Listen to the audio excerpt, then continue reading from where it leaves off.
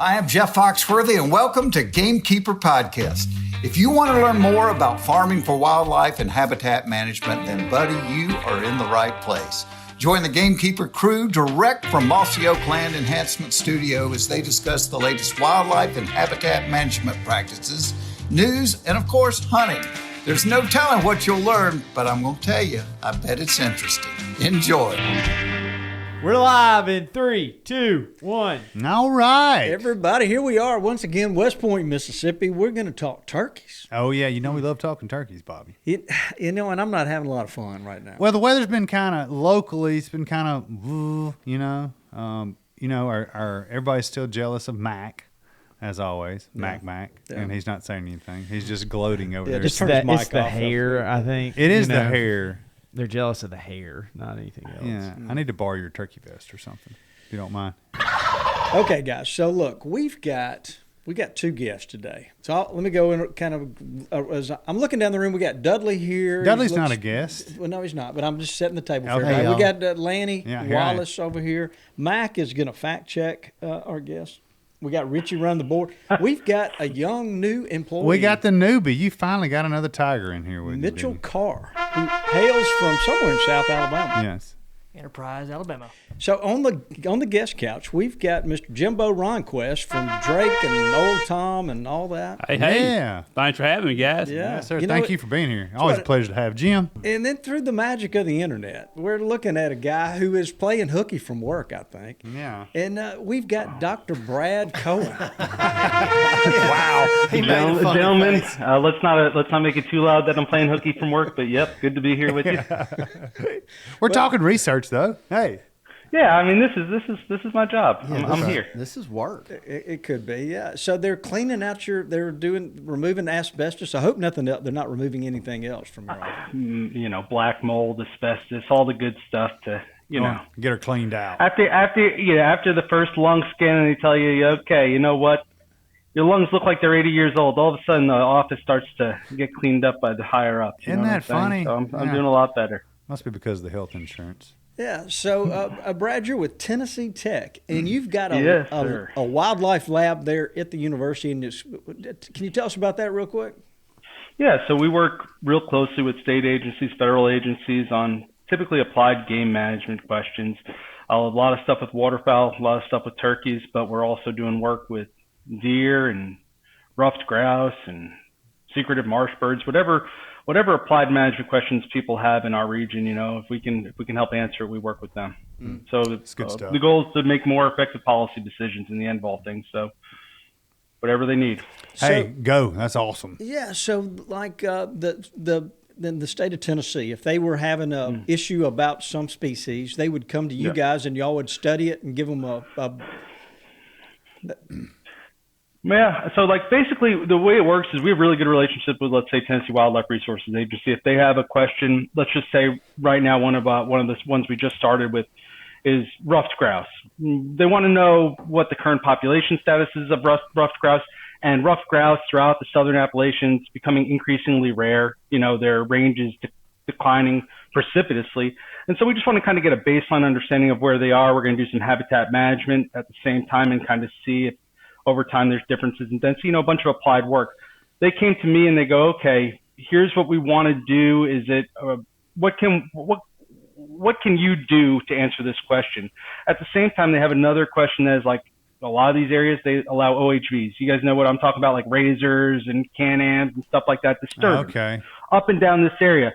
And this is happening when ruffed grouse are drumming and turkeys are gobbling. And so they want to know, what does all this disturbance do to the distribution? So we work together with the agency to put a project together, and then whatever we do, the answers have direct management implications. So the whole goal is, hey, here's how many ruffed grouse you have. Here's what the benefit is to habitat management. Here's what happens when you allow and don't allow side-by-sides or razors or whatever running around the area. I like the idea that they're getting some really good biological information that they can make, decisions based on. And they're making research research based on hunting too, which is great. Just the practices, and the information applies directly to hunting, which I like to see too. Yeah, I mean, we're in a day and age where I really love coming in to this field at this time where I feel like science is really appreciated for the resource, and the commissioners and the agency want to support that. And you really feel like you can have a real effect on conservation in a relatively short period of time, maybe compared to 20, 30 years ago, where you couldn't spread the word of what your research is, couldn't talk to commissioners as easily. So it's a good time to be in this field. And getting as specific as y'all are, I mean, should help with the legislation. I mean, because you're not answering these broad questions. Y'all are asking really specific stuff, which should help legislature. Yeah, a lot of it's so targeted. A lot of it, nowadays, listen, you don't need me to tell you. You don't need me to tell you when fawns are on the ground. But you might want to know, like, okay, under these habitat conditions in this scenario, what type of regulation should we allow? Right. So we just did a project with Tennessee where we did a bunch of different science that says, okay, here's the regulation packages, and based on your population status, your recruitment, your hunter effort, all these different things, your stakeholder opinions, we put it all together in a pot, we stewed it up, and here's the optimal harvest regulations for this area versus this area. That's targeted management. That's adaptive management. That's where we're heading. That's what I like to see. Jimbo, have you had any? Have you got to cross paths with Dr. Brad at all? A couple of times, yeah. We were running on each other last year turkey hunting, going to visit a farm, and I got talking to Brad, and I knew who he was by name, but I had not really put the name and the face together. So we had a great conversation, of course, talking ducks and turkeys and whatnot. A wealth of information. I love sitting and listening to him. I can always learn something from somebody like that. Yeah, you can hear the passion in his voice. So I love it when a guy's occupation, when they're passionate about it, like Dudley and trees. No doubt about it. Dudley loves trees. He does love trees. I love trees. What can I say? Okay, Brad. Wait, hold on. Is it pine trees or oak trees? I need to know, because I love pine trees. Okay. Well, I like them both. Okay, I wish fair pine enough. trees were valued a little more than they are now. What about pine trees that you love so much? Oh man, it's the thing I talk about with habitat managers all the time up here. Up here it's a lot of hardwood management, but I feel like on a pine stand I can do so much more dynamic management, fire, disturbance. And it's quicker. I don't have to wait till my kids' generation to actually start doing things. So I like what you can do with pine stands more than, maybe the tree is just secondary. And if you've ever been in a pine savanna, something like that, where it's a low density pine stand with a early successional community, I don't think there's anything prettier in this world. I agree. Yeah, I would agree with you. That's true. We've got some properties down here in Mississippi and Alabama and Georgia that he would just love. Oh, yeah. Lots of pine trees. Is there anything on here but a pine tree? Yeah, there's a couple of sweet gums.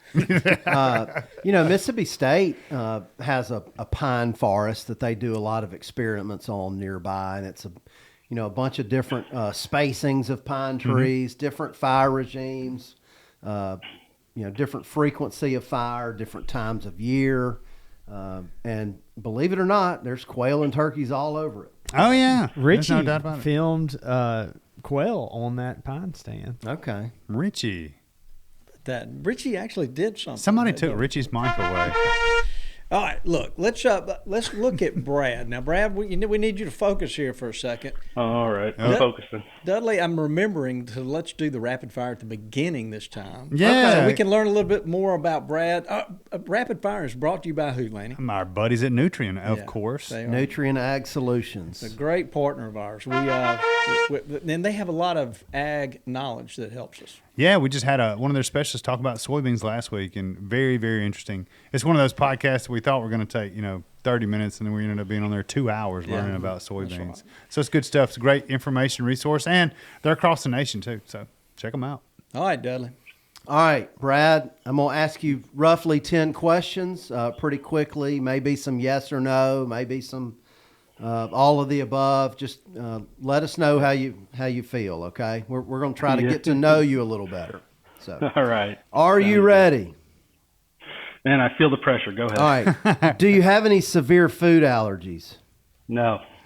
Boiled peanuts or regular peanuts? Oh, Boiled peanuts all day. all right. Cornbread, sweet or unsweet? Sweet. Turkey hunt in New York or Tennessee? Tennessee. Gumbo or clam chowder? Ooh. That's a good one. We talking New England clam chowder or Manhattan clam chowder? I'm just No, I'm talking just joking north, with you. I'm just joking. north Let's or go gumbo all day. south. North Gumbo or all south, day. buddy. All right. Gumbo all day. Is that what we got? Yeah. Hey. Yeah. What is more fun to you, hunting, research, or habitat management? Ooh. Hunting. All right. I like it. Pick one, moist soil or flooded corn. Getting into the ducks. Moist soil. Goose hunting or duck hunting? Duck hunting. Waterfowl or turkey? Well, waterfowl. I guess waterfowl hunting for sure. That's my number one. I knew it. Okay, so and last but not least, Drake or Old Tom? Both, my friend. Nice. Good job, Doc. Good Good answer. job. Good answer. Hey, I want to keep Jim as a friend. Thank you. I was just trying to figure out mostly if you are a true Southerner or not, and I think you are a true Southerner. I think he is Did now. Did I pass the test for real? Because did. I don't know. All right, I'll take it. I mean, listen, I'm going to take that as I've been here long enough where I feel like I've lived over half my life in the South now. You're a I true want Southerner. to pass that test. Yeah, Well, I think you are. You won. And we're going to ask you if you knew what a Parson's nose was, but Dudley was the only one that knew what it was, so it's not really a Southern thing. No, I would never. If that was the entry fee, I would have never gotten that. Me neither. Well, do you say y'all yet? Yes, I do, but it's not purposeful. And sometimes I'm like, has the culture hit you that hard that you're at the y'all phase? And the Yeah. answer is yeah, I really am. I'm here. Had you heard of a clear cut before moving to the South? Absolutely not. No. When I was in New York, like I thought we were talking about pine forest versus hardwood forest, and if you had asked me before I came and actually got an education in it, I would have said every tree's a beautiful tree, and that's where the critters like to live, and I just want to see the biggest, oldest trees ever. And then I came down here, and I was like, to be honest with you, I'm like, man, I don't know if I really like trees anymore. Like, Yeah. you love trees? Okay, I didn't want to say that, but like, if I want turkeys, if I want deer, if I want quail, I don't really need trees. Yeah. I need grassland. Need that sunlight hitting the ground. That's right. Yeah. I need sunlight on the ground. So yeah, now to me, a lot of good trees are stacked up for timber. I'll put it that way. So, Brad, we're going to learn about this research that you've been doing on hunting pressure. But before we do that, I want to ask, the state of Tennessee, a few years ago, y'all moved your turkey season. Last year may have been the first year of moving the dates. Do you have how do you think the wind's blowing? Do you think people are liking it? They see the value in it, or has it become a sore subject? Man, that's such a good question. And I don't want to take up a lot of time, but I'm going to, because this is something I've been thinking of a lot. And can I kind of frame it out a little bit, Bobby? Like, my thoughts, and then if I go too long, just shut me up. Yeah, We will. But something I've been thinking about is, I think we're in the second or third year of season changes in Tennessee. But, throughout the Southeast, a lot of states have basically moved their season later. And it's in response to like a lot of research, going back 40, 50 years that says we should probably, a more conservative season would be timing our hunting season so that it coincides with like the peak incubation. So in other words, when most of our hens have already got to breed and started nesting, that's when we should start shooting gobblers. And then, and so you got to think about it from a state agency perspective. All right. Turkey populations are declining, and you've got one of two options. Habitat and predators are fundamentally probably the reason that populations are declining, but a state agency can't control habitat and predators at a statewide level. They've got two levers. They got season setting regulations, and then they've got the timing of the season. And so instead of, I think it's a carrot and stick approach. If you want to you can basically reduce the bag limit, and that's a stick. Like, you get less opportunity, and we're going to save more turkeys next year for harvest. Or, hey, what if we move the season a little bit, and it's a carrot approach? You still get to hunt the same number of days, but maybe will positively affect the population. And I'm not saying that it works or doesn't work. I think there's evidence both ways right now. But I'm surprised at the number of hunters that want to switch it back just because they hear turkeys gobbling. It's like, when the peak of gobbling is? When you're not hunting. So no matter when you decide to go out in the woods, it won't matter. So I just wish that people would realize that this is the state agency's attempt at, instead of reducing your opportunity, they're trying to create more turkeys through the only other means they have necessary. So I would give it a couple more years and see where we're at. But I think in Tennessee, it's 50-50 right now. Half the people like it, half the people don't. That was a long answer. I'm sorry. No, But I just that's know a lot exactly about what we it. needed to hear. Yeah. It's just, look, we're for the resource. And 100%. We've got to be, and we're just hopeful that the right decisions are being made and that everybody embraces them. What do you hear? I wonder, what are the main complaints about moving the season? Let's just say forward a couple weeks or back. I don't know how you want to phrase it, right? But delayed it.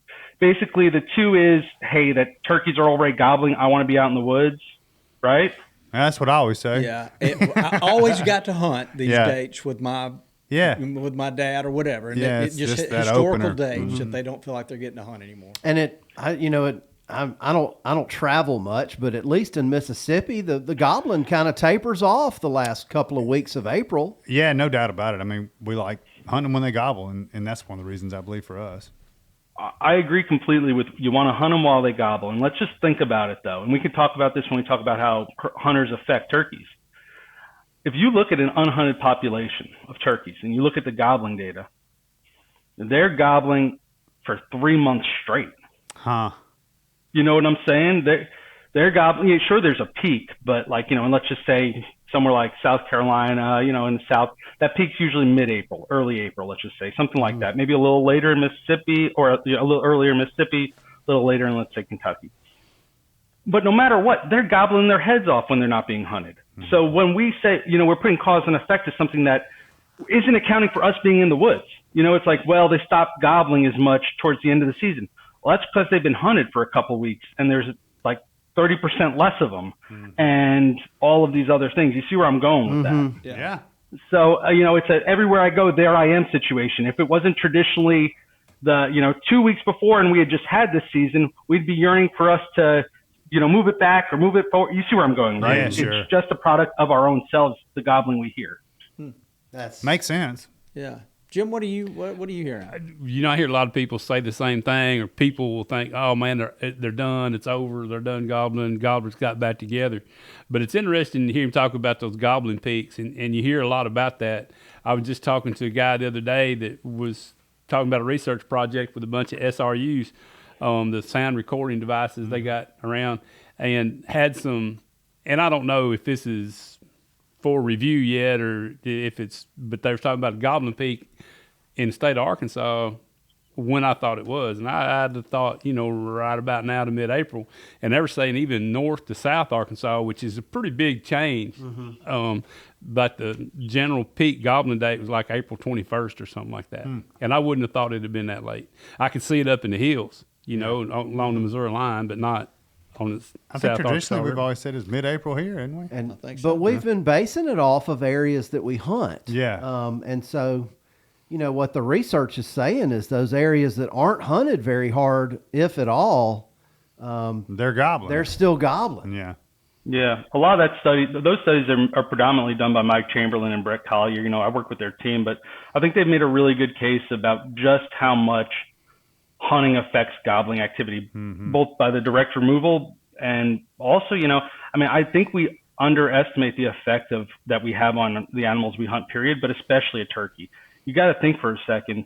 Turkeys are the only animal that I know of that we hunt, maybe a squirrel, I don't know, that is actually constrained to be unable to move at night. So they are only, when they are active, they are being hunted. A deer, a duck, they can just be active at night. We're not going to be there. Yeah. But a turkey, they got to do everything, especially during the biggest part of their life cycle, the breeding season. They got to do that while we're hunting them. Very interesting. Big implications there. Never thought about that. Now that I think Yeah. about it, it seems to me, just in my experience, like 20 years ago, we started paying more attention about, okay, maybe we're not going to duck hunt on Wednesdays and Thursdays, and we're going to quit driving the boat through the mud flats and jump them up every morning. We're going to drive around and walk in. We're going to quit hunting afternoons. With deer, we've gotten really serious about pressure in the last 20 years or so, if not more. And it seems like with turkeys, we really hadn't gotten into that to where we're focusing on not pressuring them as much. Well, there's some states, though, like Missouri for years, could only hunt to 1 o'clock. And there's kind of an argument up there about people wanting to hunt in the afternoon and give more opportunity. And there's other folks, man, hey, it's been good to us for this long. But to your point, I think pressure management is huge. And a lot of folks don't realize disturbance is pressure, whether it's ducks, deer, or turkeys. Yep. Well, let's go to Brad. Brad, you've got this study that y'all done. Can you shed some light on it? What jumped out at you that really you didn't expect to see, I guess? Well, so this is part of when working with Mike Chamberlain and Bret Collier, they kind of started the whole project, and I came on as a team member later on as a colleague and also as a postdoc. And we had several different students, and I want to mention, it was John Gross, Elena Garrett, Patrick Whiteman, all those students. So it's a big, I'm coming here talking to y'all, but you got to understand it's a big team effort. And let me kind of explain what happens. We go out there, South Carolina, Louisiana, we've done this in other states too. We give hunters first and foremost GPS units, and we say, we're going to track you. We want to know where you're going. So every single hunter that comes in, we're figuring out what they do. And at the same time, we have GPS marked hens and gobblers. So, long story short, turkey hunters are active when turkeys are actually active too. But God, are they the most predictable hunters you've ever seen? I mean, I'm the same way. I mean, the second I saw it, I was like, I'm not surprised. But on public lands, 50% of all hunter locations were within like 25 yards of a trail that they could walk on. 50% of the WMA, or I'm sorry, 50% of all the hunting pressure was on 3% of the WMA. Wow. That is incredible. Yeah. Yeah, it's interesting. When I first got to Mississippi State University, this is before Onyx, which I love Onyx, by the way. I'm actually on it right now. But I took a map of the public land, and I would mark out a half mile across all the trails. And then inside those lines is where I would hunt. And to your point, I never ran into anybody. Now, things have changed now since Onyx. For sure, but it was a matter and it's always been on public land. It was get away from the people to find the good hunting opportunities more than anything. So that's exactly right. What's interesting is, all right, so when you look at what turkeys are doing, first of all, one of the things we found, and I was kind of surprised by this, is that female turkeys don't seem to be affected by hunters. They want to, hens want to be on these trails that hunters are using for nesting, for just bugging, whatever, these more open areas. And I don't know how they realize that, like, they're not the ones being shot at, but they don't seem to be affected. Gobblers, on the other hand, an immediate response, like within a day or two, they move way off of roads. They have really exaggerated responses. They stop gobbling. They basically gobble on the limb. Obviously, there's some variation, right? You're still, listen, I'm not saying you're never going to kill a turkey after day 2 of hunting season on a trail. I'm just saying the general patterns are like huge shifts in population distributions away from the trails. Now, what's fascinating, though, and this is something as a scientist I think about, all right, you got to think about predators. Like, hunters are just predators. And if you're a very predictable predator, what winds up happening is prey quickly adapt to you. They go, okay, I know where you're going to be, and I don't want to lose access to all this land just because I'm scared of you. I'm going to work around you. So what do we have? We get turkeys that, get into the thickest stuff possible next to roads. We get turkeys that learn, they're what I call a season killer, right? The one that gobbles nonstop right where you are, but knows the second you hit that call, I'm running the other way. You resemble that remark, Bobby. There's a lot of turkeys that do that. But because I think about it, and I also think turkey hunting might be, maybe besides elk hunting, the only one where we're actively imitating, a hen to try and kill it. They know the game really quick. The gobblers learn, like, okay, you know what? If I keep hearing the same yelp all the time, that's a hunter. Right. And I'm telling you, being different after about day 2 of the hunting season, or maybe the second weekend of the hunting season, doing something different is what kills birds. Is there anything out of when you're putting GPS on the hunters and you're watching where they go? Is there anything that bubbled up out of that, like the successful hunters ended up walking more or getting out of those areas that you're talking about? Is there anything that you could learn from the successful ones? Let me put it a different way. This was John Gross's day. This was done in Louisiana many years ago, not many, like maybe 8 years ago. But what we found was, all right, the harvest rate of birds that hung out on roads versus those that were really far away was similar. Even though the birds that hung out on roads experienced 10 times the amount of hunting pressure. So to me, that says that if you want to be a more successful hunter, you're going to want to get to those fresh birds way off the trails, way back, because they're experiencing 1/10 of the hunting pressure, but they are much more, just as likely to get harvested. That tells me if I want fresh birds, I got to move. Did that answer your question right there? You know what I'm saying? We never really interviewed individual successful hunters. Yeah, that makes sense. I mean, we're always talking about here. It was food, water, cover, pressure. I mean, those are the four, pillars of good hunting, things you got to control. So it makes all the sense in the world. It is, you shed a lot of light on, the few things that as a, I don't know how long I've been turkey hunting. I'm like, duh, why didn't I think of that? I mean, what he's talking about turkeys not moving at night. We're active when they're active. It makes a lot of sense how they be more affected by the pressure than other species. Hey, Brad. So when these GPS hunters were moving about, did y'all have any GPS gobblers? At the same time, and we had, John had several that interacted, like turkey and hunter interacted, and like a hunter missed the turkey. And there were several times that I think John himself actually just busted up the turkey, just went after him, said, we're going to hunt this one this time. And some of the reactions were just so extreme and make sense in I don't want to get killed type of way, but gobblers completely abandoning where they were and flying several miles over and reestablishing a home range, just completely redistributing themselves. I've seen a couple do that before. Yeah. Gosh, that's a terrible feeling. It is a terrible feeling. No, it's bad. I've got one more question along those lines. Do y'all ever see turkeys re-roost at night? Our data, the way it's structured, wouldn't be great at picking it up, but in general, they tend to stick with the same roost tree all night. Now, keep in mind, what we do is we just assume that, we've always assumed that, our midnight location, we take one location at midnight, and then we stop taking it after that until morning. Yeah. And so it's hard to get at that, relocation stuff, but it's very minimal based on our data. Yeah. Did you have any information on how many times these people yelped? Oh, no, but I imagine if they're anything like me, it's nonstop. Yeah. The fact that they have this information and can monitor that in real time, it's pretty very interesting. It's state of the art. Yeah, it really is. What's next in this research world? What are y'all hoping's going to happen? What kind of technology are y'all hoping comes down the pipe? Well, I mean, there's a lot of stuff that Mike and his lab are doing with even looking at personalities of toms, looking at how more aggressive gobblers may or may not be more likely to be killed. But I'm really interested in the end of all things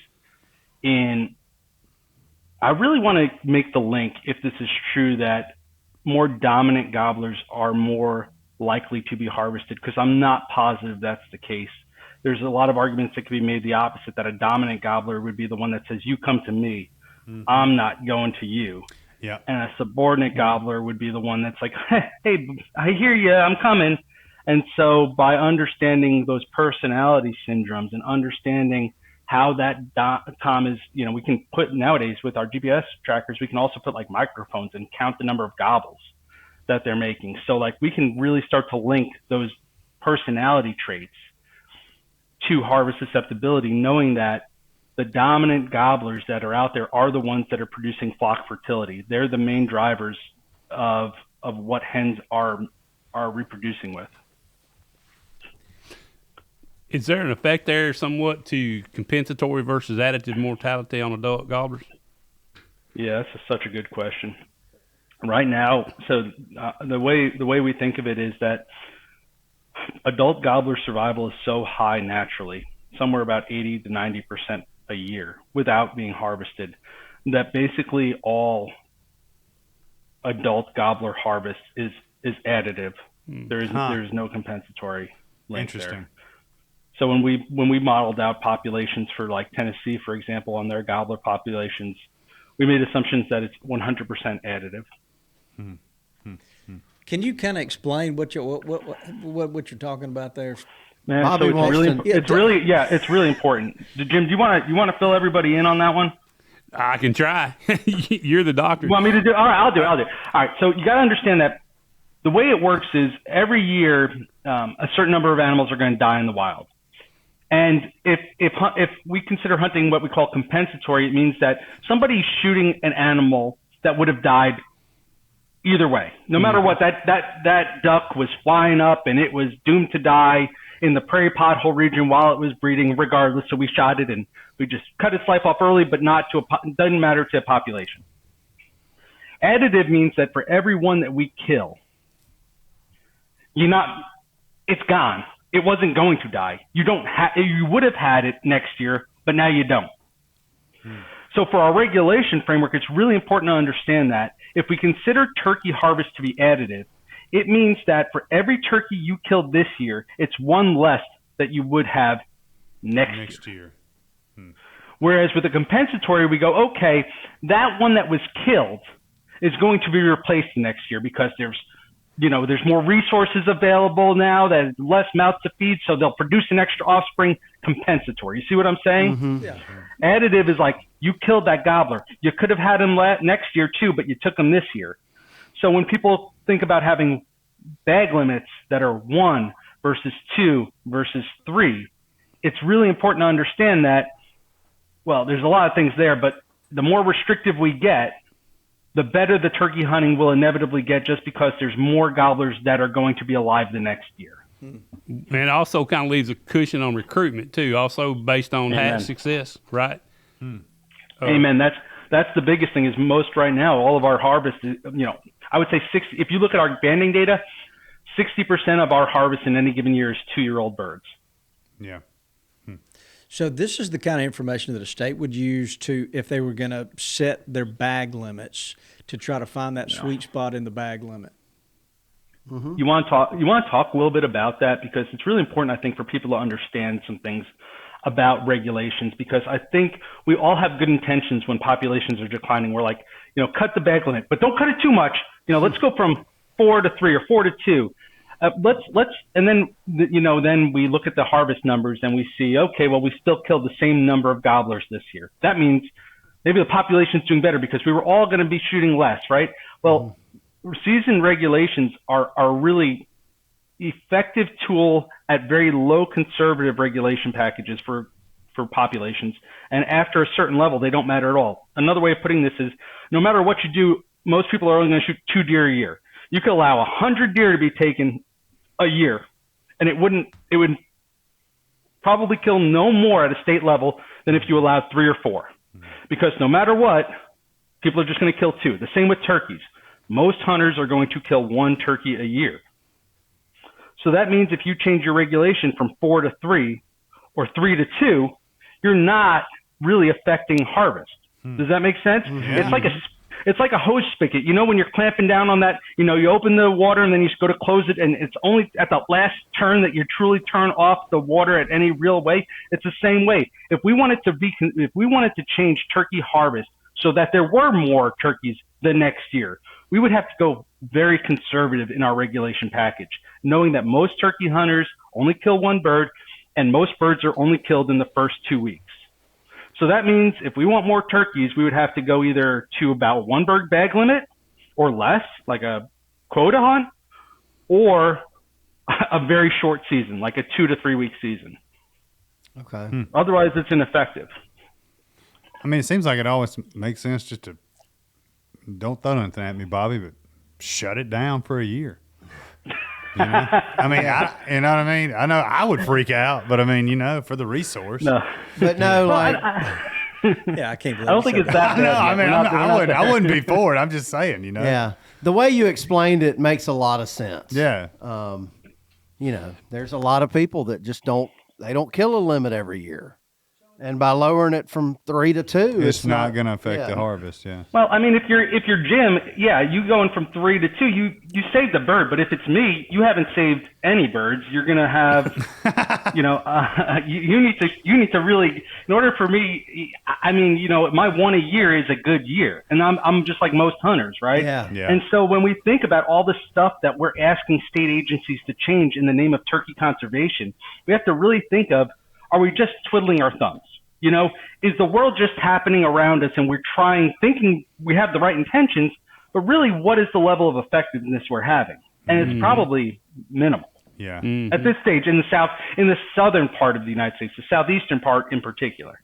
One thing I've noticed, I think if we put handcuffs on Brad, I don't think he'd be able to talk. Yeah. See, I didn't pass the southern test too much because I still got the New York hand motion. Well, Brad, all that he's saying, if you go out into the public, if you're asked to go to one of the counties in Tennessee and give a talk, how do they respond to you saying some of these things? So there's two different ways that conversation goes. And the first thing you got to be aware of is that as hunters, we have amazing confirmation bias. We are so passionate about what we do. We experience it real time. And so when you're talking to hunters, science is theoretically unbiased and just, it is what it is. But a hunter has seen the way they think the world works without realizing that the way the world works is based on their perception and how they've already messed things up in a lot of ways, right? I don't know how else to explain it. But you can get a look that says like, oh, that's BS. Like I remember talking to people about science says that turkeys don't really have great visual acuity, right? Like we have 20/20, they might have like 20/60. And everyone was like, well, they are scared of my belt buckle. I watched one, run away from my gold watch.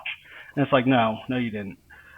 But I guess what I'm saying is the other side of it is other people are like, yeah, I get it. What underlying it is how can we convince the few vocal minority that are like very, very passionate about this and have good motives, but maybe are just too reliant on their own experiences and less so on what the science says. How can we get them on board? And it's a tough conversation to have. I don't know the answer.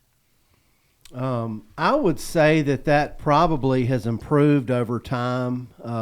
Now that you guys have more advanced techniques to do some of these studies, it seems like that was probably a lot more difficult for you guys in the past compared to today.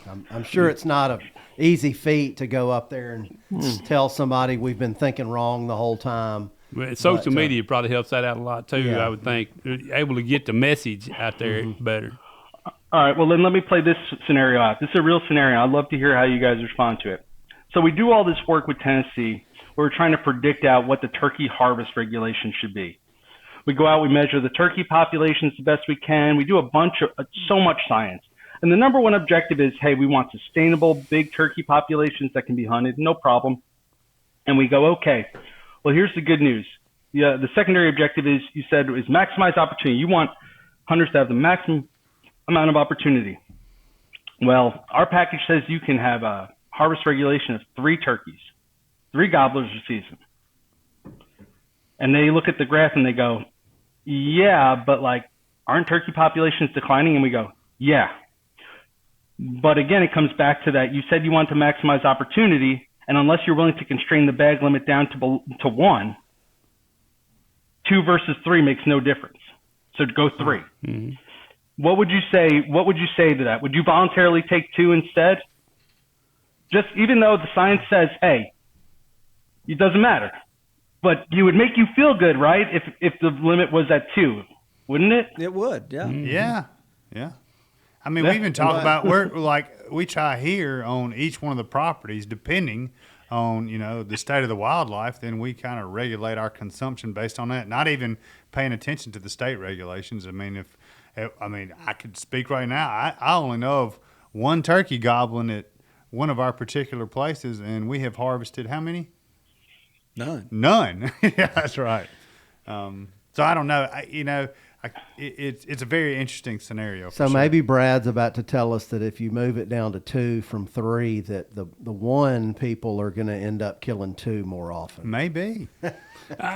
You do see a little bit of mixed success. So when you do go from 3 to 2, so we have we're working with Kentucky and Tennessee on a very large banding project. The biologists out there have put out over 2,000 bands on jakes and gobblers, and we've been doing it now, I guess, 4 years going to a 5th year.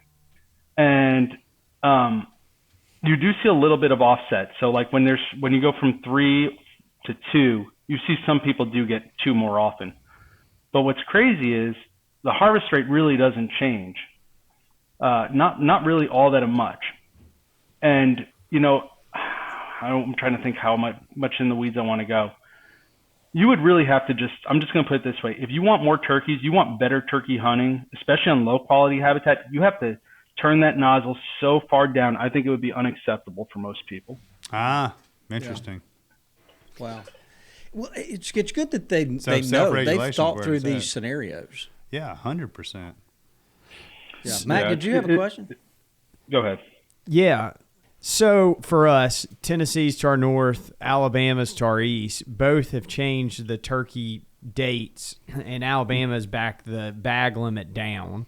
So is that something that Mississippi can use as, like, how long does it take for a change to go into place? Do you feel like you have good data? All right, so there's a couple things you got to understand. So on this banding study, I got to put a couple things out there for you. You cannot rely on the number of gobblers that are reported killed every year to tell you what the turkey population is. Because if you look at our data, this was done by Abby Riggs, my graduate student, and basically what we see is that hunters that are going to kill their bird are going to work as hard as they can to kill that bird regardless. Jim is going to go out every day and kill his bird. Like, even if it takes him 3 days versus 2 days, Jim, has it ever taken you more than a couple hours, though? Come on, be honest. He's that good. I wish I was. Some days way different than others.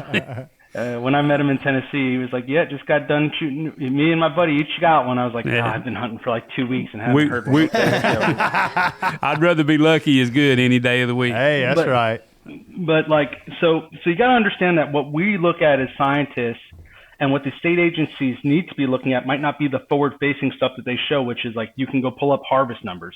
Instead, maybe like how long did you have to work to catch that turkey, to kill that turkey?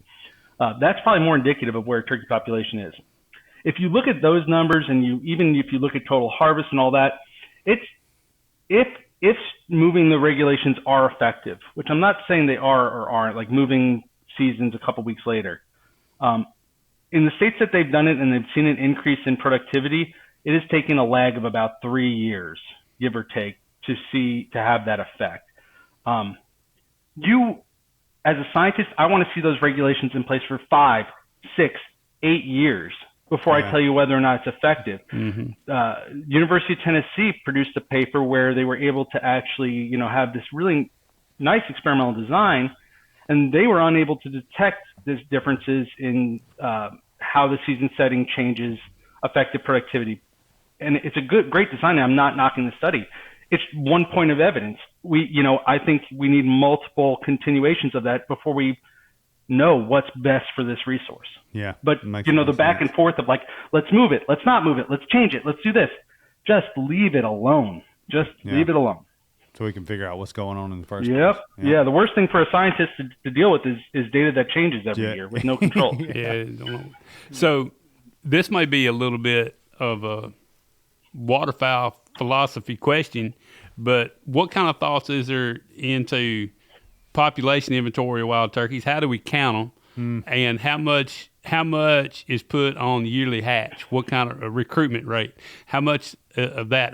So how do we count turkeys? You can't fly transects like you do ducks. And how much influence do we give to a yearly hatch?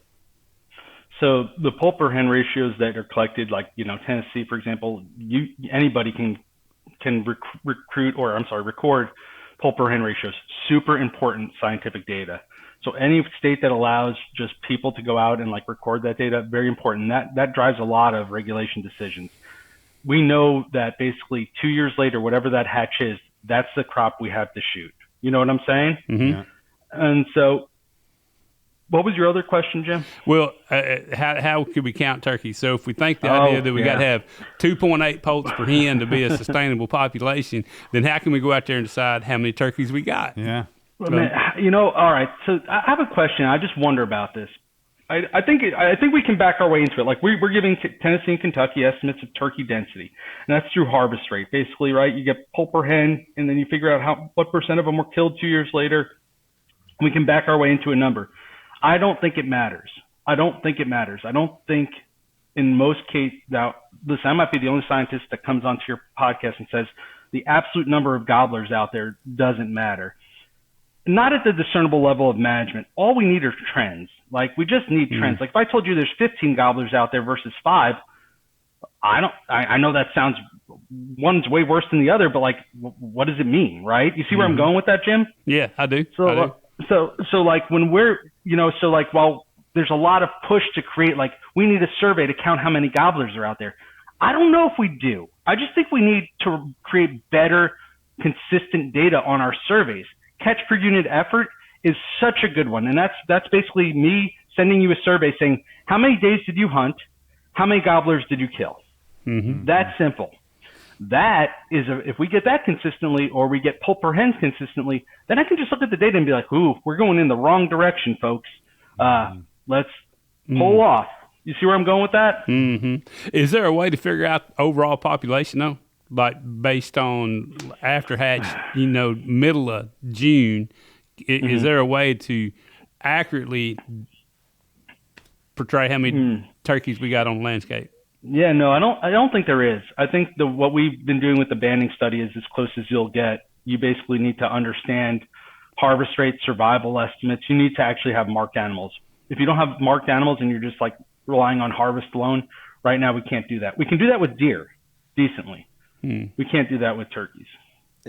How do you do it with deer? All right, so you got to basically understand, it's a big modeling exercise, but you got to understand their survival, neonate recruitment, and then you basically got to put a harvest susceptibility amount, like how susceptible are individual populations to harvest, and then you can back count after you get total counts to recreate and reconstruct the population. So we can do that pretty simple. The way we can do that, and the way we can do that is because a lot of people bring deer to either get processed or they're mandatory check stations. So if we have good ways of double checking and counting deer, we can do that. With turkeys, it's in most states self-reporting, right? Like, hey, I killed one. Yeah. That doesn't work as well. So in the future, all this thermal technology that we see that's kind of popping up, just go with me here in theory here for a second. Could a wildlife management area in Tennessee that's, say it's 9,000 acres, could they take a thermal drone and fly that at night in a grid, and then the biologists come back and go, yes, okay, we've got 615 turkeys. They've done it with quail a little bit. On this 9,000 acres. Is that technology in the future? Yeah, I don't think it's very far into the future. I think, there's a professor, Mike Byrne at the University of Missouri. He was at one point even trying to pilot, doing drone surveys for turkeys, especially in the winter when they're roosting in trees, and you're just like, you can ID them really good with thermals. So I think we're probably really close to being there. Yeah, it's a great question. Like at a small level, we might be able to do full on censuses. Like let's just, we're going to survey this 1,000 acres today, and we're going to figure out exactly how many are there. It's a good possibility. With that kind of information, do you think it would ever lead to quotas and real-time data and all the technology? Real-time management. I would love, as a scientist and a researcher, you hope that the regulations would match the current conditions as much as possible. Yeah. But as a hunter, I would hate it. Yeah. I would absolutely hate it. Mm-hmm.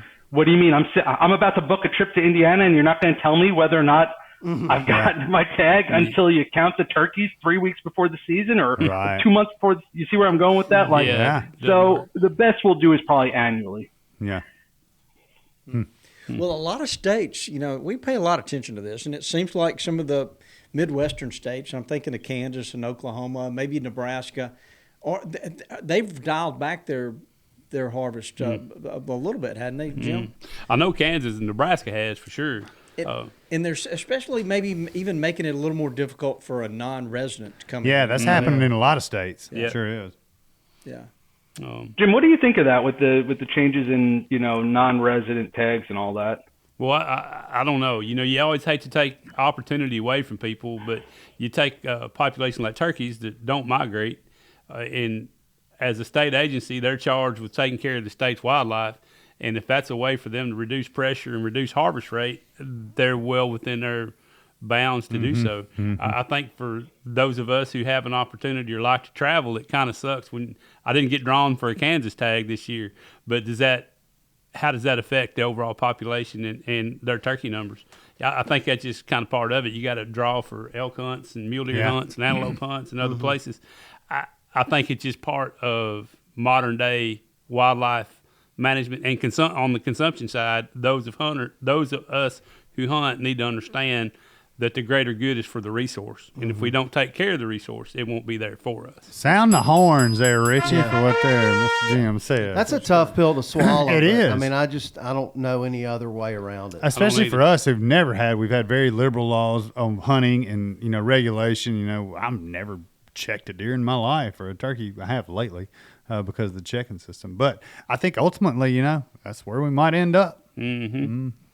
Has there been like an overwhelming success, across the different, species, deer, ducks, turkey, quail, pheasants, elk, that you've seen the science, 5-10 years of science data, and then that drastic change has been made? Is there like a good, sample or, a success story? Yeah. Like in the more, recent years? Okay, this isn't a success, but you guys familiar with the change in pintail harvest strategy that they just did? Yeah, well, Jim's nodding his head. So at least Jim, you know what I'm talking about, right? I do. Yes, I do. Going from 1 to 3, and yeah. It's okay. It's a big point of discussion in the waterfowl world, as you well know. Yes, sir. So this is a good example. Listen, science is constantly feeding into management decisions. And then you have at a state level, the commissioners working with the state agency to, adapt the best regulation package that fits their constituents. But at a federal level, it's a lot different. It's like, science has to drive the decisions, mainly because the federal government just doesn't want to be sued. Like, just give us the science. And so waterfowl, it's why I love the research so much, is you always feel like the science is informing something, right? This is a hard pill to swallow, but pintail populations are very low right now, and they redid the regulation framework and basically looking at harvest rates, looking at all these decisions, and increased the pintail harvest limit from 1 to 3, or at least one of the options is 3. Flies in the face of what the population looks like, but the science is suggesting very clearly that in this case, harvest is not necessarily an additive factor. And so we can allow 3. You see where I'm going with that? And that's not a success or one way or the other, but it shows where science is pushing back on what public perception would look like. And isn't there some thought there from the science community on that? Of course, we're getting into waterfowl here, but isn't there some thoughts there that by maybe over harvesting, it'll increase the production effort? We don't know. See, this is the great thing about science is we have a bunch of people that think a bunch of different things. Everyone from saying this is terrible to saying this is great. But in the end, you only learn by doing. And, if there's one critique of the waterfowl world, is that we've been in a one single package for waterfowl forever. And so, I said, hey, we don't want to change things too frequently. Well, we don't want to not change them ever either, right? You can't learn without doing. So we're going to learn really quickly how good that pintail strategy is. Just because they were finally doing something. And through that, we'll learn about management of that. So, the right way, if you care about conservation of wild animals, is not to do a knee-jerk response for populations declining in turkeys, but let them change regulations and leave it for 3, 4, 5 years. Don't tinker with it. That gives us enough time to assess whether or not it matters. Because why spin our wheels and waste our time with something that's ineffective? But if you're constantly changing things, we'll never learn that. You can't prescribe a cause. And, there's some states that don't allow any bearded or any Jake harvest. Well, Jakes don't get shot anyway. And now, like, some states don't allow anything that has a beard or a Jake or a bearded hen to be harvested. No bearded hens get shot either. You're saving 0.0 turkeys. You see where I'm going with this? Mm-hmm. Yeah. So, I mean, we've not so much this year in Mississippi, but we've felt the effects of, you know, neighboring states changing their regulations, being a state that, you know, opens the first right after Florida. So, I mean, we see the influx of trucks and out-of-state tags, and it's one of those things where you're proud of your agency for not jumping the gun and changing everything, but at the same time, how do you work with interstates and bordering states to where it's not such a drastic change by, you know, 100? I mean, we're 20 miles from Alabama, and then, you know, I mean, somebody could be right on the Tennessee Tom Bigby River and go across the river and hunt Mississippi 2 weeks before they can in Alabama. So at what point do you break it into zones, or, I mean, is it just all state? Each state does what they do. Would it help if states were all at the same time? The latitudinal, like, you know, or breeding maps? Because, I mean, breeding maps don't see state lines, you know? Yeah. I mean, if you look, it's such a good question. It's something that goes back to, like, what is the difference in timing of reproduction across all of our southeastern states, let's just say. And I'm telling you right now, the difference between, let's just say, southern Alabama to Kentucky is minimal. It's a couple weeks, maybe a week or two. If you think of gobbling chronology, our gobbling chronology is almost identical within a state, whether it's the bottom, you know, Mike Chamberlain and Patrick Whiteman just showed that, like, South Alabama to North Alabama has almost the exact same timing of gobbling chronology. So in a perfect world where there weren't personalities involved, different state biologists wanting different things, different constituents wanting different things, it would be great if we just blocked it off. Like, if you're, you know, the whole Southeast starts this date, or, hey, this half of the Southeast starts this date, this half of the Southeast starts that date. But I like chasing turkeys too, and I'd be pretty sad if I lost the opportunity to run over to get one of your birds in Mississippi. And then go to Alabama, get your birds, and then finally have my opening in Tennessee. You know what I'm saying? Yeah. Well, you know, Alabama's kind of got it broken down. So most of the state comes in March 25th. The northern part of the state comes in, I think, the 1st of April. But I've heard that, what he just said, that the hens are the breeding chronology or what is the same from South Alabama to North Alabama. Yeah, that's, like, to me then, I mean, wouldn't it be beneficial just to have, you know, those dates line up? I mean, just like look at the whitetail rut, you know, I mean, in Alabama, it's way different in different parts of the state, but if the turkey, you know, are laying eggs at the same time as in Mississippi or in Tennessee or in Georgia. Lanny, we're always in here. We always have these interesting guests, and you're always on your computer. What's up? I'm looking at Onyx the whole time. I love the app, but I love the desktop too. My favorite thing is Bobby doesn't know how to shut his computer down, so I can go in there and share his pins to my account. That's what you were doing in there this morning. Yep. Back during deer season, you know, I shot a couple of big bucks. Of course. As I'm looking for them, I can turn on this tracking feature. Yeah. And I can see where I've looked. And I use that feature too for spreading seed, spreading fertilizer, spraying. It really keeps you on track. Onyx is a great company. Look, we know Jared. They're hunters. They just are. like we are. So Yes, they're no serious doubt about about this. The way they've designed this thing, a hunter and a gamekeeper can take advantage of it and make their property better. Use coupon code Mossy Oak to save 20% off of your Onyx subscription. Yeah, and Mac, you shouldn't do that now. Richie, you got to help me. Okay. Hey y'all, Jim Ronquist here with Drake Waterfowl and Old Tom Turkey Products, talking about some of the new lineup for this spring. One of the more popular is the SWT collection, or Spiderweb Technology. This is a highly breathable micro-vented stretch fabric for maximum silent mobility with a durable water-repellent finish that'll keep you cool and keep you dry and keep you going in the spring woods. Be sure and check it out at a dealer near you or DrakeWaterfowl.com/Old Tom. See these people? When the clock strikes 5, it's not the end. It's just the beginning. They have to do these things. They have to do those things. Enter the all-new LS Tractor MT2 and MT2E, a relentless force of innovation. Redesigned with a new hood and cab built for comfort and visibility, with enhanced lifting capacity to get the job done. Making these people the ones everyone else calls those people. Visit your local LS Tractor dealer today. Well, let me back up here because let's talk about who it's detrimental to or who it's bad for. If you look at all the studies that look at harvests of turkeys, most states, I mean, it's amazing how consistent it is that in general, adult gobbler harvest, so birds that are 2 years old and older, it's consistently 30%. So every year out of 100 gobblers, 30 of them are getting shot. And that seems to be consistent, whether it's in Tennessee, Kentucky, Georgia, Alabama, independent of regulations. Because again, I told you, we all have too liberal of regulations to make any difference between the compare and contrast to different states.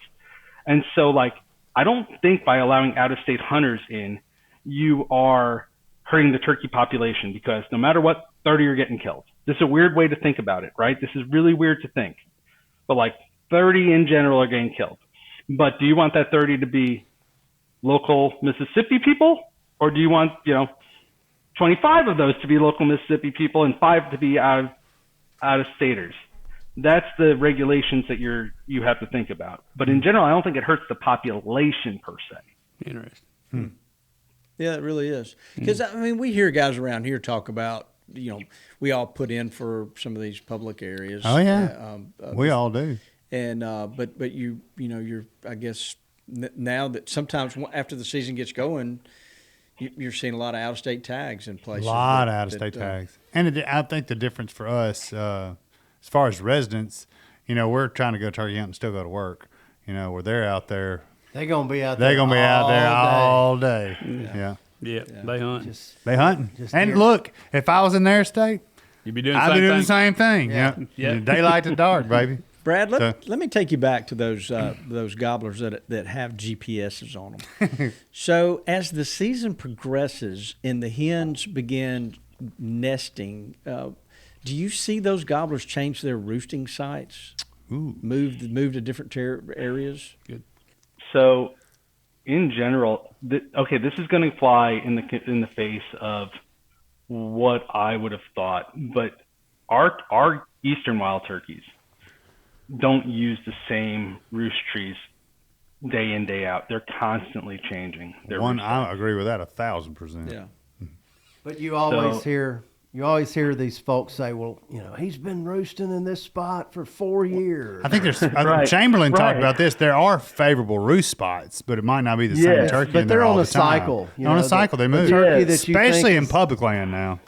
Man, I grew up in a place where I could have sworn it was, like you said, that gobbler has been there 3 years in that tree. I was hunting the same one, and little did I realize, there's some places they want to roost, but it's a different bird every time. There's a different And bird. so, they're following the hens. They start following those hens really close, especially right before laying. They get right on top of them.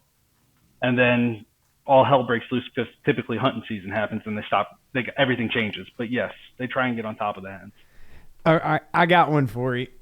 So, this is very random and it might be laughable, but so we talk about dog years in dogs, and then you think about a turkey, and a turkey can be just a punk idiot as a Jake, and then as a 2-year-old he's a little smarter, and then as a 3-year-old he's a little smarter. What changes in what changes in a turkey from a Jake to a 2-year-old to a 3-year-old bird? That they, they'll respond to anything. They'll gobble at anything. They'll come check out what everything's going on. What changes in them?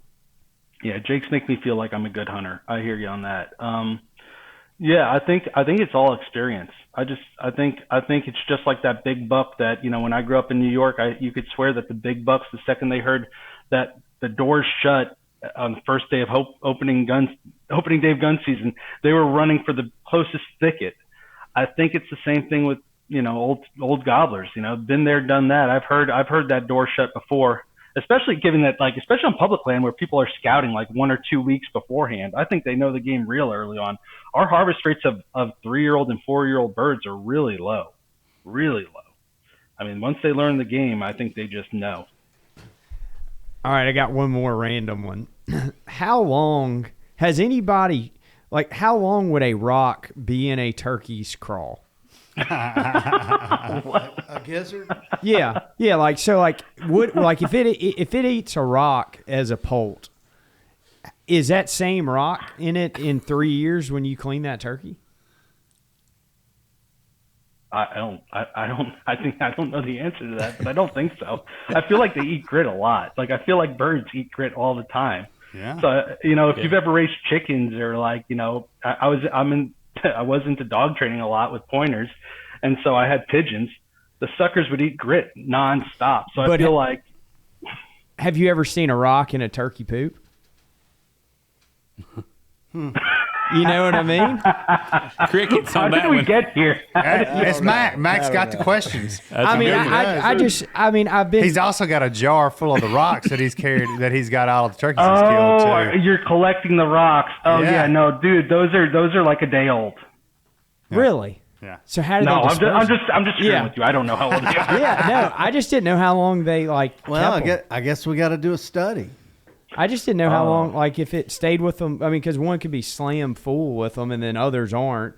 And I just was curious of, what's that process of, They erode relatively. If it's anything like, what we see in other birds, like chickens and stuff, it erodes quite quickly. I imagine it's a function of the rocks they're eating and several other things, but they are ground together pretty quickly and need to be replenished quite frequently. Same with mallards and stuff like that. They're constantly grabbing grit. Sounds like we need to get a pet turkey, Mac, and feed it. By the way, the idea of keeping these turkey stones, have you guys heard of that before? That's a new thing. It's pretty cool. Mac's got a jar of them. I killed one in Texas, and it had what was it, Mexican plum? It had plum seeds in there. Yeah, we're really getting into it. Open them up and see what's in them. Yeah, I mean, I used it just to explain to my son, the birds don't have teeth. Right. I mean, that's just kind of like how they use it to digest their food. So let's go back to these gobblers with GPSs on them. Y'all are doing studies on hunting pressure. Would y'all at some point, since you know where this turkey is, would y'all maybe go do a false hunt just to see what kind of pressure, if you went in there and maybe not, you're not trying to kill the bird, but just trying to see how he reacts. Do y'all do that? So it has been done before. It's been done with turkeys and it's been done with waterfowl. And yes, we want to do it. Given nowadays we can get such fine scale resolution data, but they've done a lot of this type of stuff, run them with dogs, all kinds of things. And turkeys bust out of the area, but it's amazing how quick they adapt to that pressure. They'll come back eventually, but they just won't act the same. I've got a dumb question. Oh, not as dumb as mine, apparently. I think we've asked maybe Mike this before, but No, the turkey stones take it, by the way. So go ahead. No, Thank you, sir. I'm just joking with you. When these birds shut up, like at 10 or 11 o'clock in the morning, and you just start getting mad, you have no idea where they are. Are they like just going and holing up somewhere in like some thick pines and just sitting there until almost time to roost? If you look at our data, the second hunting pressure is applied, they go into thick bottomland hardwoods. Like there's a clear pivot from open areas, which makes sense to me, right? To like the thickest, nastiest hardwood bottomlands. I'm sure it'd be same with pine stands, and they stay in those general habitat for most of the hunting season. Which is interesting because you'd think they wouldn't be able to see as well in that stuff. To me, but I mean, obviously, no, they can't. They can't, and that's the whole idea. I really do think that hunters have a pretty big indirect effect on turkeys, and that is like, look, you're putting them in somewhere that isn't it's fine for them. Don't get me wrong, but like they're made to see for long distances. Right. Like that's their predator defense mechanism. So like putting them in thick stuff isn't great. we don't see turkeys out in fields like we used to see them. No, we sure don't. And from time to time, we see eagles and Lots other of birds raptors. of prey. And Yeah. we just wonder if they're having an effect on them. That's kind of just our. Well, we know they're pressuring them because we've seen them pressure them out of the fields, swooping down them and running them off. Like, what have you seen? Turkeys, observing turkeys in an open field, and they actually turn their heads and look up at the sky, and then I look up at the sky, and it's a bald eagle, and they haul ass to that bottomland, to that thick stuff. And we've seen that. I don't know. Yeah, Mac, you've seen it? I saw it this year. I've seen it multiple times. I know the populations are down a little bit, but it just seems like a long time ago you'd be driving around and you would see turkeys in every nook and cranny of fields. Well, especially on now edges you can of bottoms. now you can drive around, and it's rare to see a turkey from the side of the road out in the open. And we're also seeing a lot more turkeys in the prairie and not in the river bottoms. And we're anecdotally blaming that on hogs. We think that, that they're pressuring the turkeys into more upland areas than the bottomland, not only because of the fact that hogs are completely obnoxious and take over the resource, but they're like vacuum cleaners. The rafts of red oak acorns that used to just be all in our bottoms are gone now. So it's like they're pressuring them out of there. Yeah. One quick question on your hunter data? Were the hunters hunting all day, or were they from daylight to 10 a.m. and bailing out of there? Yeah, most hunters are hunting till 9, 10 a.m. and then bailing out. Yeah, it's interesting. I think. Where do you guys fall on that? Like the hunting sun, first thing in the morning while they're on the roost versus I don't know, getting in the woods, or just, my hunt's just beginning at about 9 a.m. when, they're starting to lose their hen. Where are you on that spectrum? I wonder. I think all of us pretty close. Go 9 ahead, to 11 if I had to choose. Yeah, if you had to choose 9. Now, I'd rather, I want the textbook, it's dark, he gobbles, he flies down to me, does his show and put it on him. But I know my chances are greater after 9 o'clock. They really are. And we'll often hear them in the morning. They just chill and they'll start gobbling again. And they tend to respond a lot better to calls and kind of ease on in there. And even my experience on public land too is, and don't tell anybody this. Anybody don't listen to this if you're on the podcast. But later in the morning's better. Yeah, especially when it's prime time. Yeah, especially when it's prime time. Yeah. But I can't make myself not get up before daylight. You try to. You just want to be out there. So I wonder if your GPS turkeys show that when all the hunters out of the woods, do they kind of ease back in their preferred areas or not? Mm-hmm. Yeah, when we looked at some, this was many years ago. We looked at they're transitioning from the bottomlands to the uplands, on a 12-hour cycle, throughout the day. And I don't think it ever got published, but it was a clear transition that they moved further into the uplands during hunting season, as the day progressed. And I just always thought that was more well, that's their natural thing. But it very well could be in response to that, they know hunters are off the landscape, because they know that our data shows very clear that they stop using open areas as much as possible during the hunting season. Mm-hmm. Interesting. Brad, we think we've had a lot of guys like you that are really smart on here explaining stuff to us, and we learn so much. And I go, for years, I have always, when I would experience a morning with not a lot of gobbling, I've always managed to make myself think, well, there's a lot of coyotes in this area that they have figured out if they sit there and on the ground gobbling that a coyote's going to run up there to them. Do you, and where do you fall in that thought process? It just seems like they are so vulnerable when they're out there on the ground gobbling. Yeah, so Mike Chamberlain and I put together a study, and this was while I was a postdoc at the University of Georgia, and then Patrick Whiteman finished the study, and we put GPS collars on coyotes and on turkeys and hunters too. And so Mike can tell you more about it, or Patrick, but the end all be all was that it just was pretty clear that coyotes are just incidental to turkeys. They're not chasing the gobblers or anything like that. They're not harassing the gobblers. They're kind of doing their own thing. And if they stumble on a gobbler, they might take a swipe, but I don't think coyotes are having any effect on gobblers in the sense of gobbling, right? I just don't think that's the case. Yeah. We had heard that as well. I tell you, one time I hunted in Missouri, and there was a farm that had a big white dog. And every morning, wherever the turkey was gobbling, that white dog went to that gobbling turkey. It made me about lose my mind a couple of times. Here he comes. Yeah. then Would he there sit was beside you? Well, no, he was going to that turkey like that was his buddy or something. I mean, I guess he was going to try to catch him. Yeah. This morning I had a coyote get downwind of me, and he flushed directly in the direction of where the gobblers and hens were hanging out, and they were really chatting it up this morning. And he ran right in their direction. Of course, he disappeared into the woods, but the turkeys never shut up. Huh. Just ran right. I think he ran right into them, but didn't shut him up. Wow. Well, look, why don't we, Brad? You look like we have just fried your mind with all these questions. We have. I'm out of water. That's the issue. No. Why don't we, so we can gather up our last thoughts, but in the meantime, why don't we do ask him a trivia question here, and then we'll come back with some closing thoughts and questions. Okay. Wake up. All right.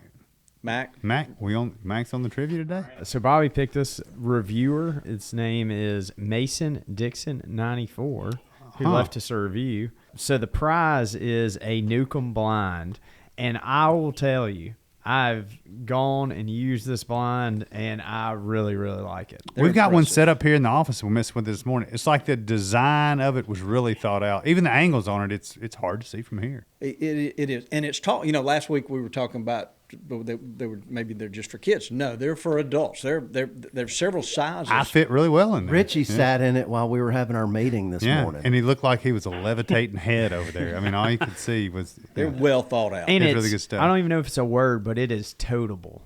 Totable. There you go. Portable would be that word. Yeah, I like Totable in the South. Yeah. Yeah. So, Mike, there are two winners this week. There's two winners on that sheet. While you're looking for that second winner, guys, I'm excited to say that the trivia question now is brought to you by the Peanut Patch. Yeah. So you can go get bowl peanuts. Convenience stores, Walmart. I had a couple cans of them this weekend. My kids love them. That's a great deal. I hate to admit this, but I actually like those better than homemade boiled peanuts. Well, it's very I don't convenient. know what they do to them. I mean, they're boiling them in a good. can. Yeah. Yeah, they're good stuff. So you can get Cajun flavored. Yeah, that's my regular favorite. Flavored. And Mac, I'm sorry you can't have them. Mac, we got an EpiPen here, right? Yeah, Mac's allergic to peanuts, but I am. Guys, y'all go buy these these Peanut Patch peanuts are so good. They're available everywhere too. Yeah. And hey, Brad, I guarantee you there's a convenience store near you that's got some Peanut Patch peanuts. Now we're talking. You know, that's the thing. Like here in Tennessee, that there's just not enough. There's no boiled peanuts. You know, like you go down to South Carolina, you go down. There's like somebody on the road making some boiled peanuts. Life is good. I miss that. So now that I know it's at the supermarket, I'm going to go get me some. We're going to send Brad a can of Peanut Patch. Yeah. There you go. There we go. Man, you'd make my day. Just send me the can. But Cajun, Cajun or original? You a hot, spicy guy or not spicy guy? Yeah, let's go with Kate. You know what? Let's double down. Why don't you send one of both and I'll take there we go. I like it. All right. So the other reviewer that wins a Newcomb blind is Aiden M. Aiden M. We got Mason Dixon and Aiden M. Yep, you guys have won, so get in touch with us and we'll get those shipped out to you. Hey, Doc, before I ask you this trivia question, do you know what I want you to ask this to Bobby if you know the answer, the previous name of Tennessee Tech was? Or its previous name? I don't think Bobby is going to know that one. No, I don't know. Was it like something like Dixie University or something like that? It was. It was Dixie University. I thought that's why Bobby picked Mason Dixon as the reviewer winner this week. But so the question is, we want to figure out if you have truly immersed yourself in the Southern culture, but what beverage is originally thought to go best with a moon pie? Ooh. Take a second. Wow, that's an old South one right there. Yeah. Yeah. You guys, wait, hold on. I just want to understand something. You all know the answer to this. I know the answer Yeah, to it's this. a type of pop. Yeah. Well, yeah, I mean, Pop.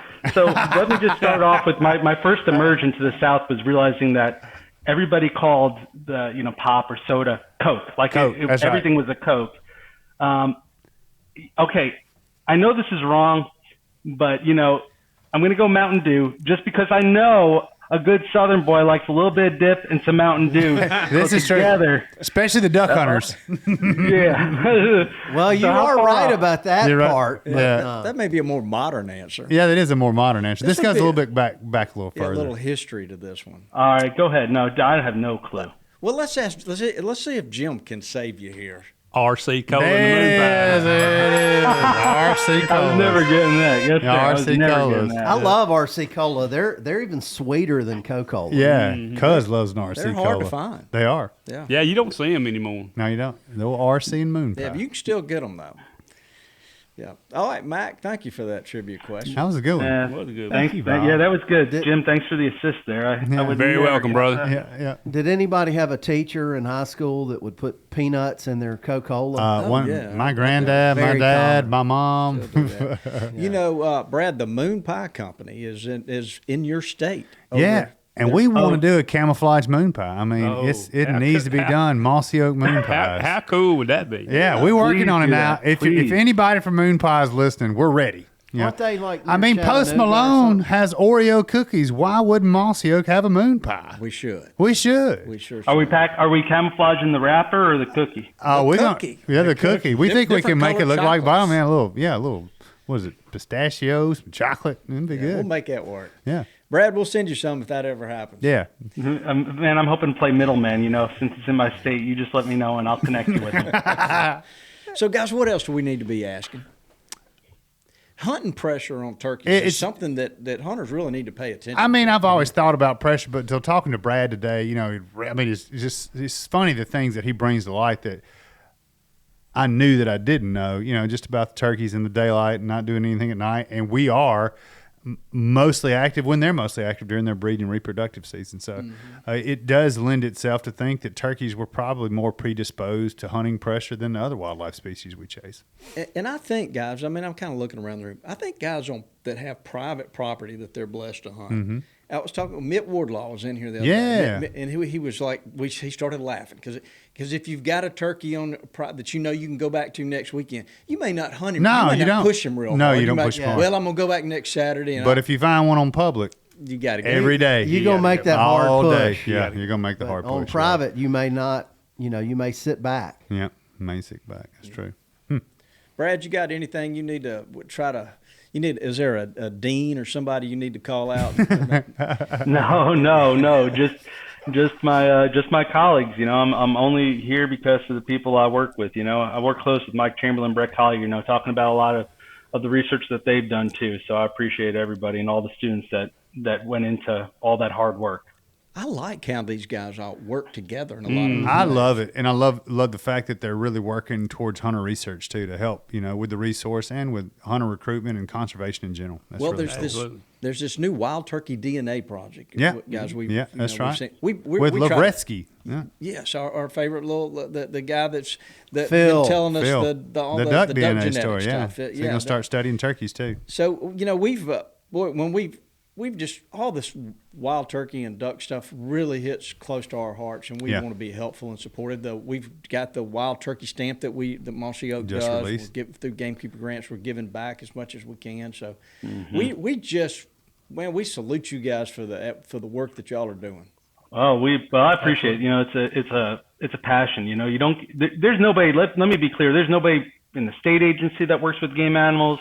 Nobody in academia that works with game animals that isn't a passionate hunter, doesn't love the resource, doesn't care about the actual, experience, both of conservation and of hunting. So we're all on the same page. We're all working together. Brad, do you teach classes? I do. I teach habitat management and I teach wild bird ecology. And then like a graduate class. But, wild bird ecology is like I teach them all about the ecology of turkeys and all the other birds that are huntable. And then habitat management, that's a fun class. That's get your hands dirty. That's why they get into the field. So I'm real lucky on the classes I teach too. Are you a hard teacher, or you great on the curve? I don't know if I'm a hard teacher, but I'm very intense. Like I go in there and I'm like, you don't understand. This is a profession where like only the cream rises to the crop or the top, and you better be the best, because if you're not going to be the best, get out. It's too tough to get a job here. And so I scare the crap out of them. And then I eventually like calm down and I'm nice to them. But it's tough love at first. And then, we build them back. We build them back together. And it's Yeah. You're kind of like that baseball coach that everybody's scared of until their senior year. Yeah, then he's the coolest dude they hung around. Yeah. Yeah. I let the Yankee out a little bit in the beginning of class, like the first couple of weeks, and then I pull him back in. So, all right, Brad. So, as you talk about habitat and turkey ecology, taking into effect all the rain we just had up through Mississippi Valley, the Ohio Valley, Tennessee Valley, all up through there, 20 plus inches of rain right here, early nest initiation. Is that a total wipeout, or we got plenty of time for re-nest success? Yeah, no, we can go pretty deep here. I think it's a pretty scary proposition with all those rains we had right now. We're seeing catastrophic flooding out, at least where I'm familiar with, in Western Tennessee. 15 inches of rain in a couple days. Rivers are way, way, way outside their banks. Historic flooding. I think if you're in the river bottoms of the Mississippi alluvial valley, I don't think the floodwater's coming back off for a while. Mississippi River's way up. I know. I'm concerned for the resource in those areas. I think there's going to be pretty low productivity this year. Not to forecast it and be negative, but it's definitely of concern. Will those turkeys move upland, or will they just ride it out and hang out in the trees? I've seen them, what they call budding a lot of times, or hitting the tops of levees. We don't know the answer exactly, but okay, our area where we're doing research right now in Kentucky, it's really, really flooded, and our turkeys moved to the uplands, right? Mm-hmm. But then Mike Chamberlain back 10, 15 years ago had turkeys that were marked in Louisiana, and the levee, I think they pulled the levee or something. They basically let water into an area, and all those turkeys just jumped in the trees and then eventually died. Mm. So I would hope, the more optimistic part of me says they're going to move. There's no reason not to. The pessimistic part of me says, well, do they know that after moving so far, will they just say, I guess this is our lot in life. I guess we're staying. Mm-hmm. That's a good question, Jim. Mm-hmm. Yeah, that was good, man. That wasn't too bad. Yeah, I try to be helpful on occasion. You brought something to the try table. I just don't want to be negative, because Lord knows we don't need to lose our turkeys in the bottoms. I know how it is. In the White River bottoms at home, we don't have turkeys like there once was, and all up inside the Mississippi River levee. And y'all too over here. Yeah, the same on the side of the state. Brad, how is it that the Canada geese are so successful at nesting? It just seems like they're just more and more. They're everywhere. They're everywhere. If you've ever, listen, how many times have you been attacked by a Canada goose trying to go fishing? They're just so aggressive. I just think they're so good at nesting just about everywhere. They pair bond together. The male and female are super aggressive with nest predators. And the underlying thing is they nest early. So they're on top of the game. I don't know about you, but they're full on nesting here in Tennessee. They're going to be goslings on the ground here soon. The earlier you are, the better off you are nowadays.